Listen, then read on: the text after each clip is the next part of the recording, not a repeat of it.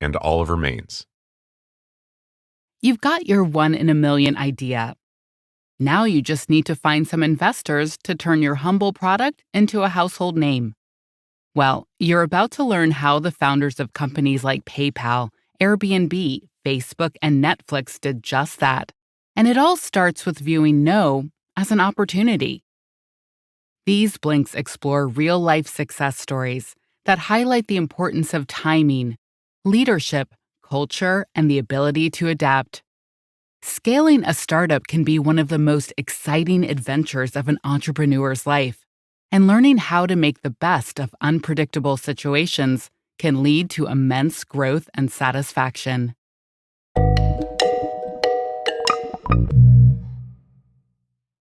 Blink 1 of 7. 148. That's the number of times Catherine Minshew heard the word no when she was seeking investors for the online career platform she was trying to get off the ground. But with just one yes, Minshew raised $28 million for the Muse, which now employs 200 people and serves 100 million users. The moral of the story? Don't let a no hold you back, at least 99% of the time. The key message here is, consider every investor's no to be an opportunity for insight. Sometimes a no clues you into potential fixes. For example, let's say you're seeking funding for a chain of kickboxing gyms across Florida. The first investor you approach says, "No, too many old people live here for this to work." This can tell you several things. Maybe you need to refine your pitch. Next time, you'll include statistics that demonstrate growing interest in gym memberships among the 60-plus crowd. Or maybe you should consider a different location. Or maybe you walk away from this investor because you're not comfortable with their ageist attitude. Regardless, that no is an opportunity to get feedback and adjust your approach. As you hear feedback, pay attention to who tells you no. Is it a loving parent who doesn't want you to get hurt? Or a spouse who doesn't want to rock your family's financial boat? Those refusals have more to do with your relationships than with your idea. It's also important to ignore the lazy no, thrown out by investors unwilling to put in time, research, or imagination. But carefully consider the honest no from someone whose opinion and wisdom you respect. The best kind of no is the squirmy no, a reaction that polarizes a room, splitting it between people who say, "That's the most ridiculous idea I've ever heard," and those who say, "That's so crazy it just might work." This scenario tells you you're onto something so original that no one even knows what to think about it. While it can be tough to get buy-in with an unconventional idea, it also means you're probably the first one to try the idea out. And being first to scale something no one has ever seen before is a wonderful and exciting place to be. Blink 2 of 7. So, as soon as funding is in place, you can start scaling up, right? Not quite. Instead, make strategic use of that beginning phase when you have a small, loyal, even fanatical group of users. Find your early superfans and hypercritics and take time to learn from their passionate feedback. Figure out what your guardrails are, what you'll tolerate, and who to schmooze, including industry bigwigs and government agencies. Once you scale up, it will be tough to dig this deep or change course. Honest, detailed feedback can guide you to the essence of who you really are as a business. And being in touch with that core will help you with your next task, developing your company culture. The key message here is, fostering the right company culture is critical to scaling your startup. Netflix employees seem to have an enviable gig. They have no set working hours or vacation policy. Netflix assumes that the kind of people they hire don't need 9-to-5 restrictions. Vacations are encouraged with the view that creative thinkers will come back even more inspired. The company makes it clear that they're a team, albeit a competitive, driven one. Clearly, this mentality is working for the streaming giant, but that's no accident.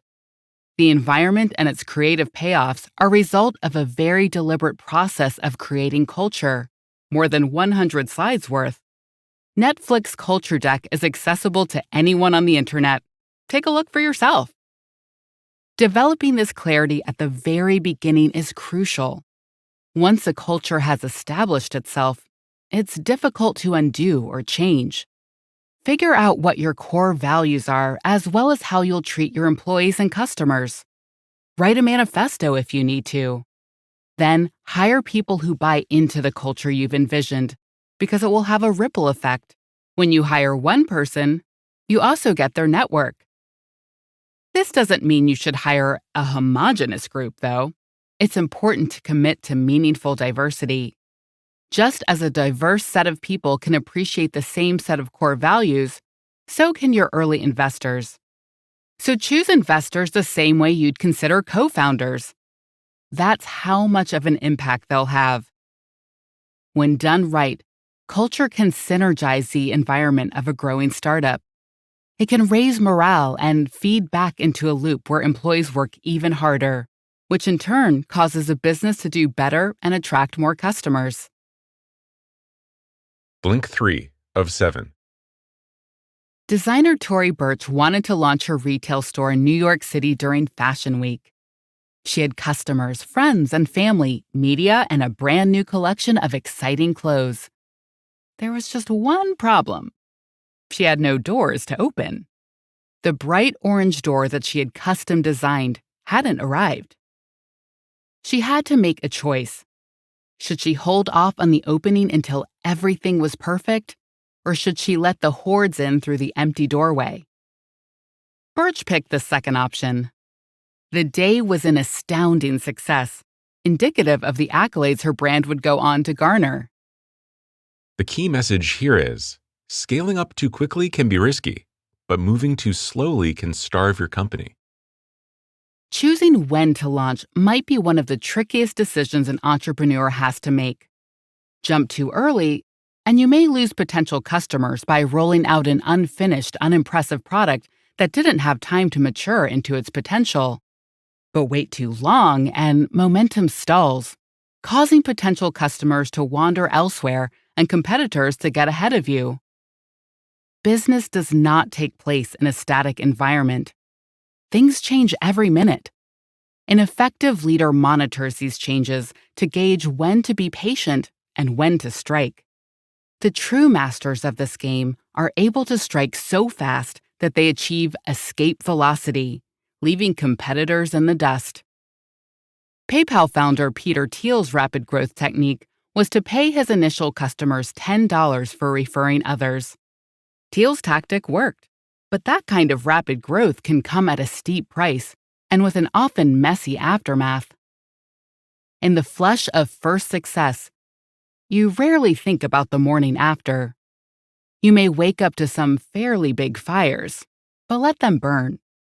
When you're a young and lean company, you can also be nimble. Stalling will only choke your momentum. That being said, not all fires are equal. You'll need to prioritize which ones get your attention. Any problem with the core product or company culture should come before, say, that fancy office upgrade. If you scale up and find yourself facing a big problem right away, ask yourself whether the issue could kill your business. If there's a significant possibility that it could, stop and attend to it. Blink 4 of 7. You know how your English teacher always said to show, not tell? Well, following that well-worn piece of advice can help give you a leg up in the world of scaling a startup. Mark Zuckerberg created Facebook exclusively for Harvard students. When he announced that he would extend it to Yale, Princeton, and other schools, the initial users expressed their dismay, but it didn't stop them from using and growing the service. Though they said they wanted exclusivity, Facebook users were actually more inclined to stay on when the network expanded. The key message here is, when scaling up, respond to what your customers do rather than say. Fashionistas claim they loved designer Jason Wu after Michelle Obama wore his clothes. However, Jennifer Hyman noticed that her customers weren't gravitating toward Wu's ensembles when choosing designer outfits from her site, Rent the Runway. Turns out, Wu's designs didn't match their daily needs.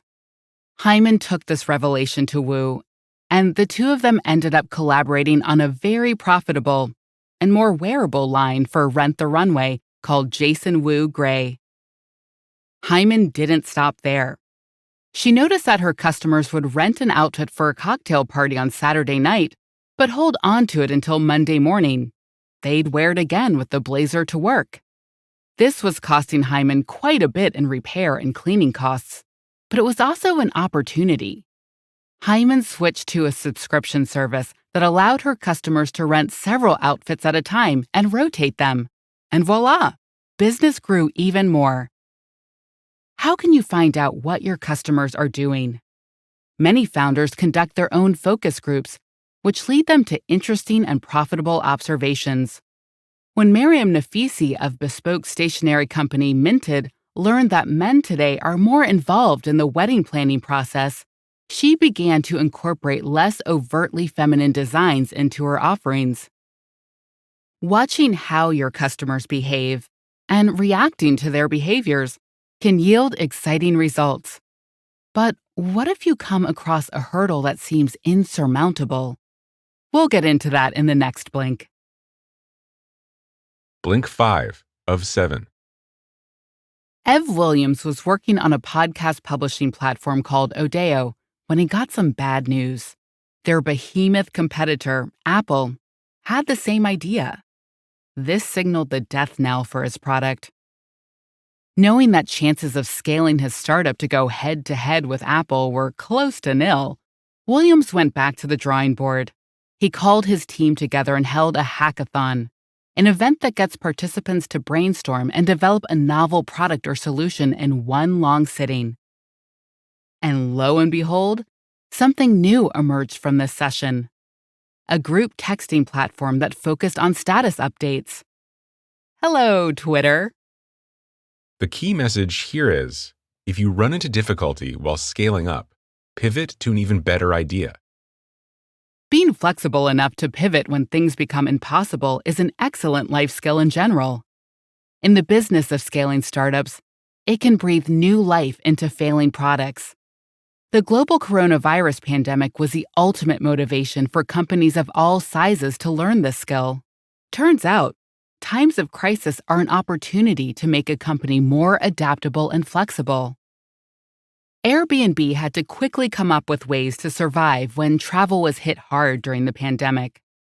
Responding to people shifting from office buildings to home offices, the company pivoted into offering long-term stays for people who wanted to relocate and work remotely. Airbnb also added interesting components to stays, like virtual salsa lessons and tours of local attractions. One New Zealand Airbnb came with an option for a virtual tour of a local sheep farm.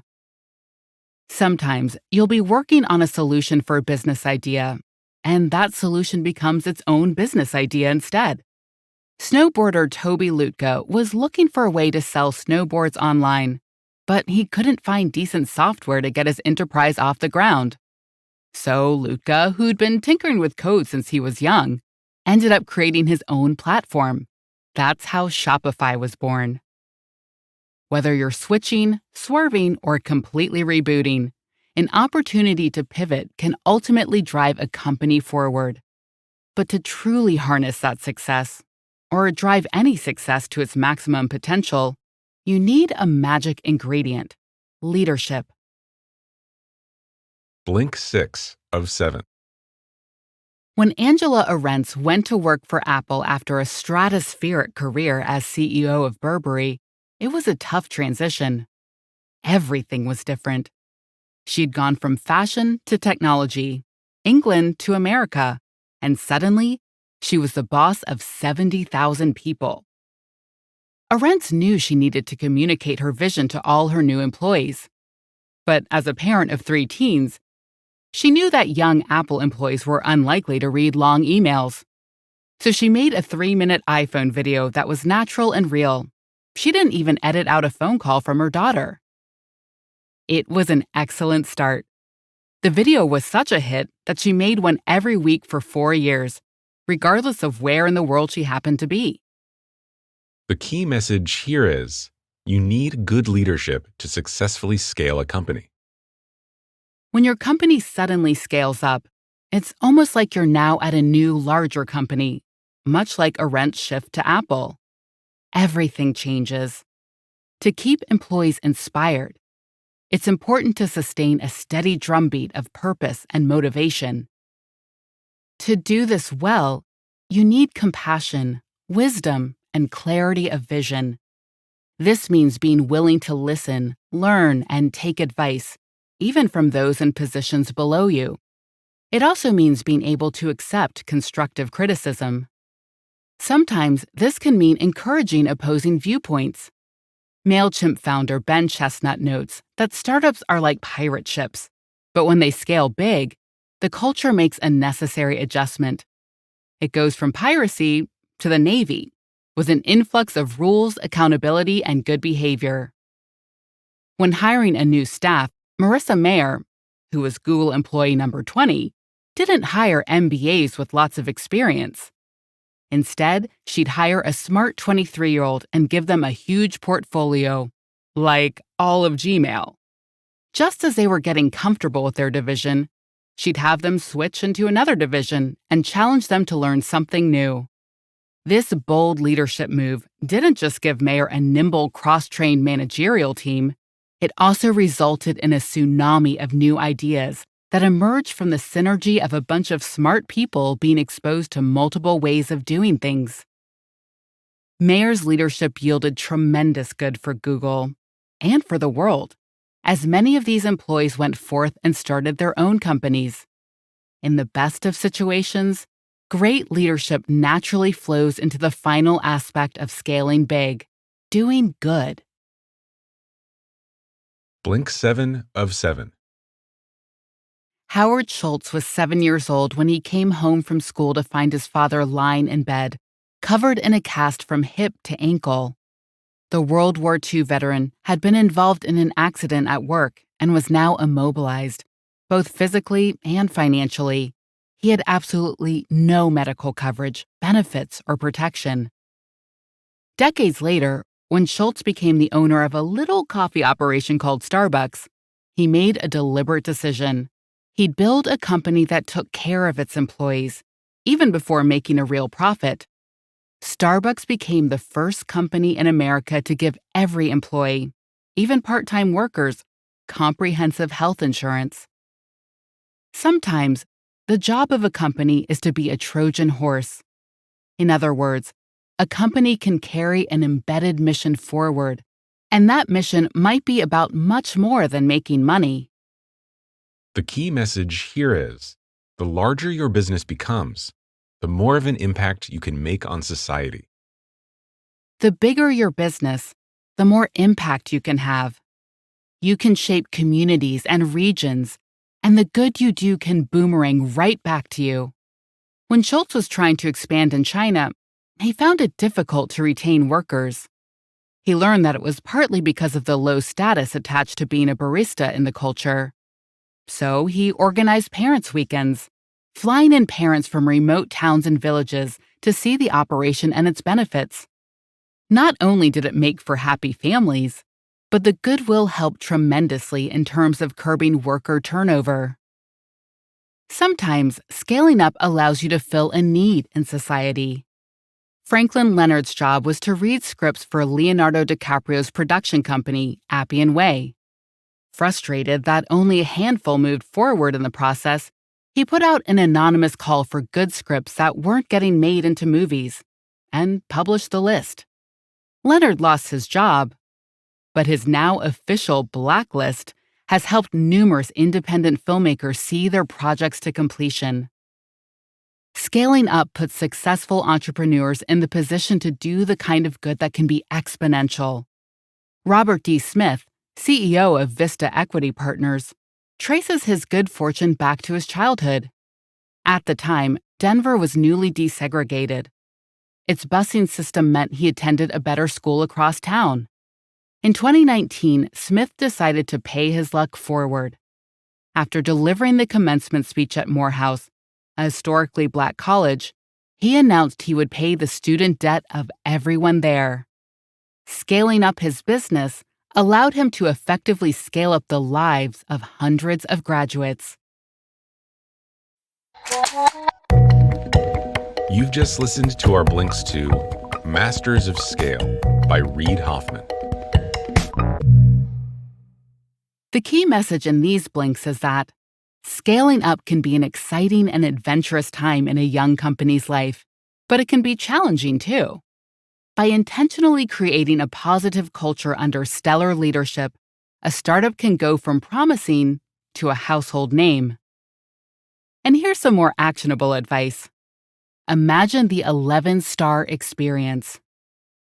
To brainstorm the absolute best iteration of your product or service, think about what an 11-star version of it might be. That is, something beyond the best. For example, a hotel